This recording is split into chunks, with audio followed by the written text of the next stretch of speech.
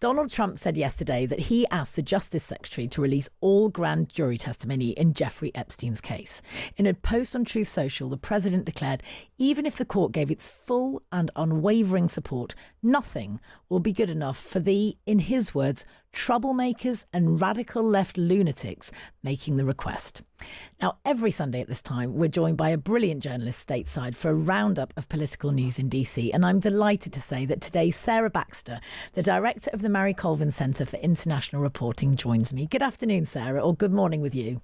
Yeah, hello there, Jane. Thanks so much for getting up early for us stateside this morning, Sarah. Let's start with this Truth Social post and with this ongoing brouhaha over the Jeffrey Epstein files. Just explain to us why it's such a big deal to Trump's MAGA base, the release of these files. The MAGA base is A, obsessed with paedophilia, and B, obsessed with deep state conspiracies involving so-called paedophilia by high-up members of what they would call the swamp. And that, they thought, included a lot of Democrats. But it's come to bite them because, of course, for many years, one of Epstein's friends was Donald Trump. They knew each other in New York. They knew each other in Florida, where they had homes quite near each other. So now the fact is, they became enemies or frenemies or whatever. They didn't really see each other after 2004, but they did have a friendship for about 15 years. And so MAGA demanding the release of all the Epstein files, and having been promised it, actually, by Republicans, including Donald Trump, were then shocked to find that the actual files they were given included a rehash of old allegations. And so now they've been saying, well, what's going on here? What is this administration, the Trump administration, covering up? I think it's really interesting you say about that the MAGA base was obsessed with paedophilia within the Democrat Party, because that was obviously one of the accusations that Hillary Clinton kept facing, that she was involved with this sort of secret paedophile ring that operated underneath a pizza restaurant in DC.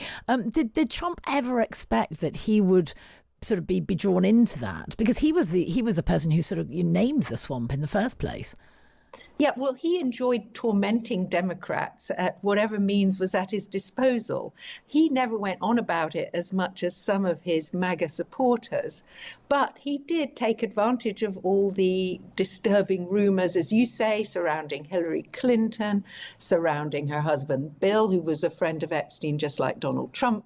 And, a lot of these conspiracies are obviously based on absolute nonsense.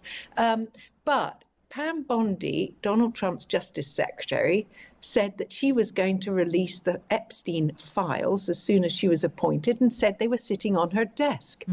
So, of course, MAGA then said, let's see them.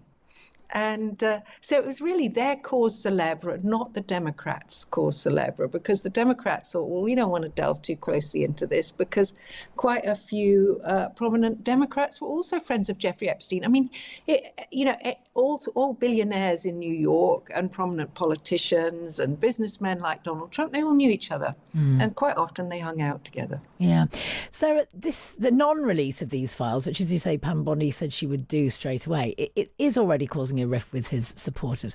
Can Donald Trump get away with holding off releasing them? Or do you think it's just a matter of time where he really does have to show and tell? So far, he's actually managed to rally his base back towards him up to a point. So what we are seeing, for example, is that he said to Pam Bondi to call on a federal judge to release all the grand jury testimony against Jeffrey Epstein.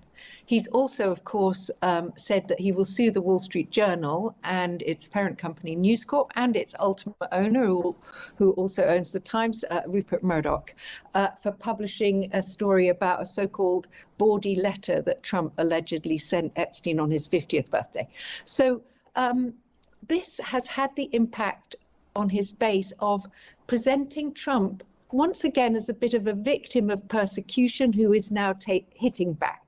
And if you remember that when a load of legal cases came out against Donald Trump when he was not president, when Biden was president, this actually caused a surge of support for him. And he's trying to do the same gambit again.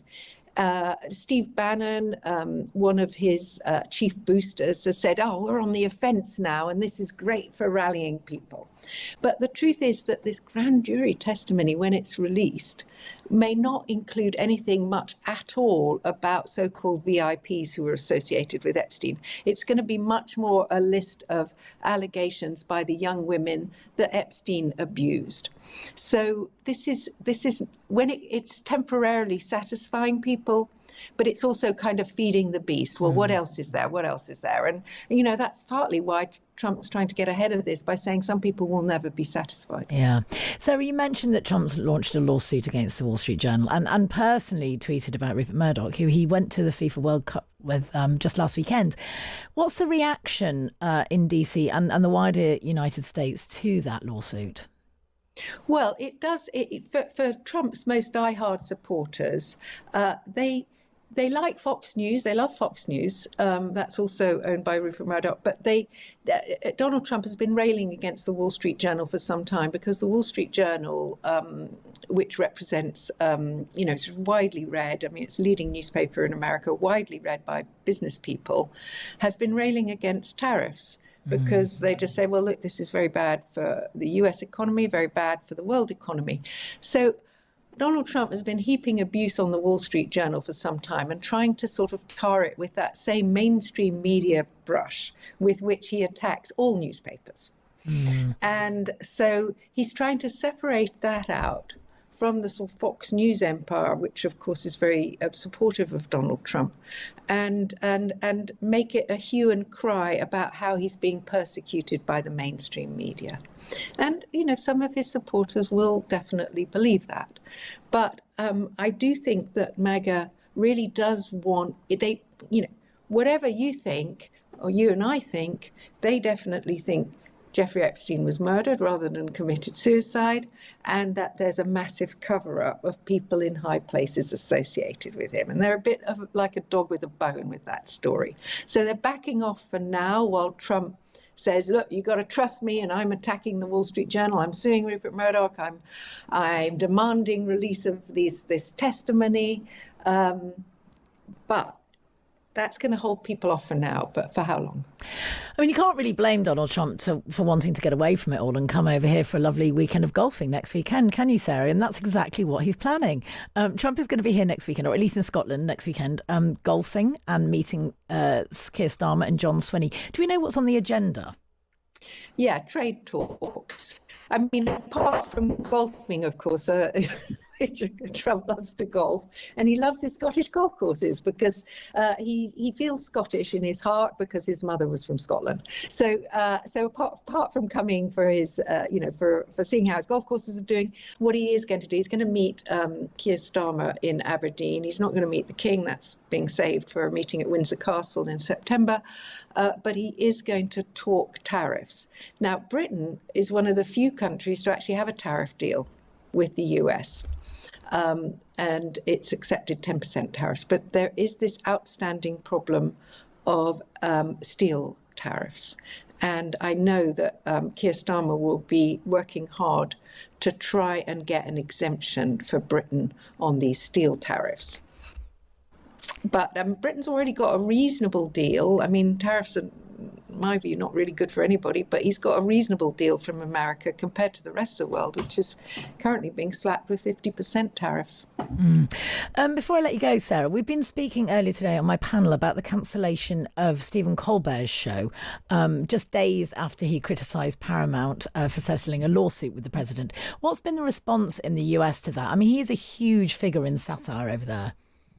Yes, I think this is a blow for press freedom, for media freedom, because it comes on the heels of CBS's flagship current affairs program, 60 Minutes, agreeing to pay an enormous $15 million settlement, which is exactly what Colbert criticised, to Donald Trump's future presidential library for editing a tape of a Kamala Harris interview, which is basically what happens in documentaries the world over. So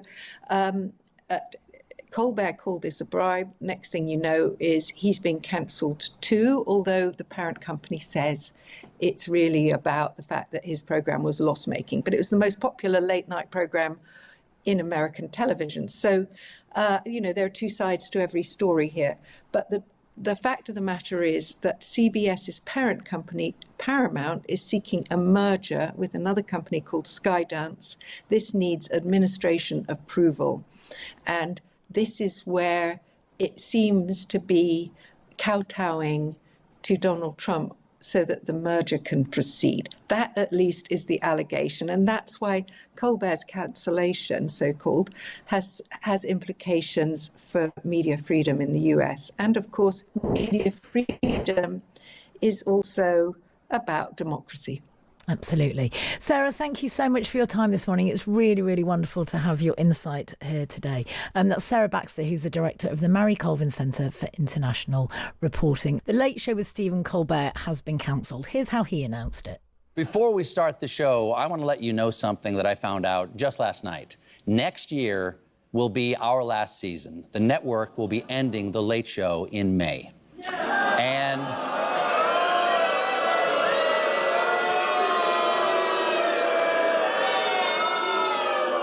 yeah, I share your feelings. It's not just the end of our show, but it's the end of The Late Show on CBS. I'm not being replaced. This is all just going away.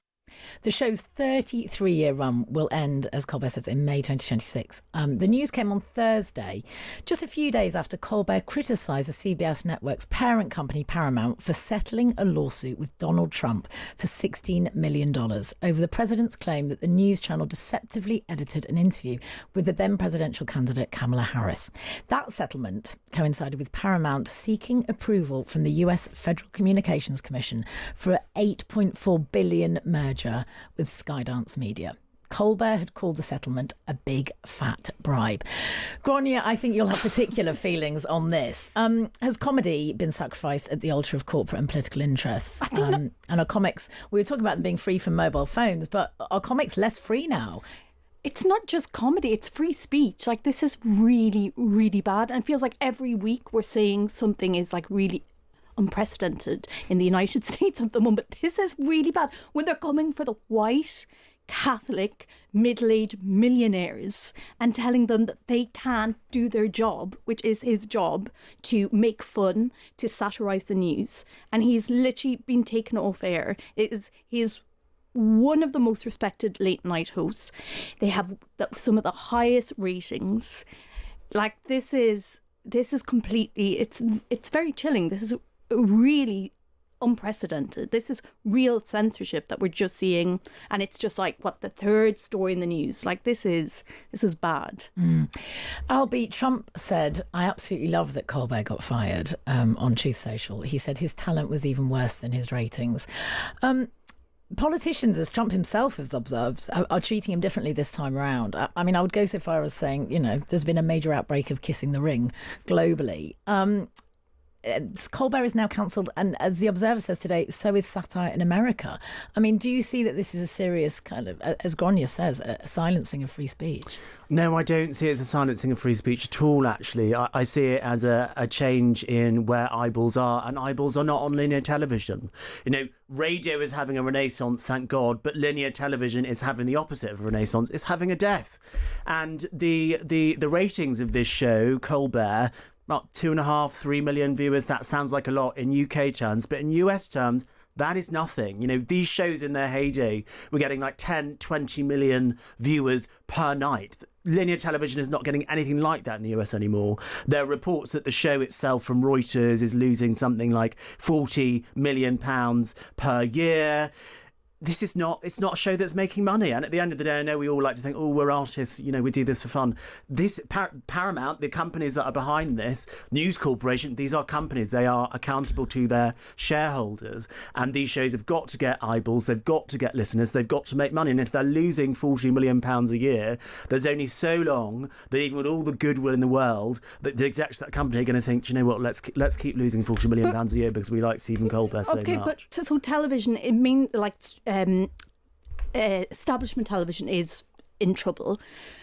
Jimmy Fallon, he's still on air. Jimmy Kimmel, he's still on air. Seth Meyers, he's still on air. And SNL all doing is badly. They're all doing badly, but it's so... They also, I would just like to intervene, they do very well on YouTube. So this is what's changed, is that linear television doesn't get eyeballs, but they go millions and millions of eyeballs on YouTube. But so that's where But the very week that he criticises his boss for basically paying off Trump, do you not think that's a slight coincidence that of all the late nights, they're all equally struggling due to not their own sort of like talent or anything, but just the nature of how we're changing how we watch television? You think it's a bit of a coincidence that he is cancelled this week when he's up for he's nominated for an Emmy, Seth Meyers isn't.